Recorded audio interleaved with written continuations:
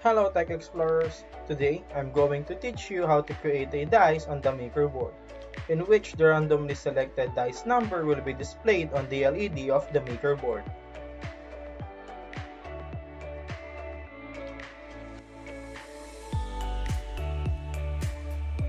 First, let's add a MyProgram block to start our program, followed by an infinite loop block to continuously select a random dice number. Next, add code to check if the W button is pressed. When it is, the clock animation will be displayed first with a short delay of 0.5 seconds. And then, the random dice number will be shown using the pick random number block with a range from 1 to 6.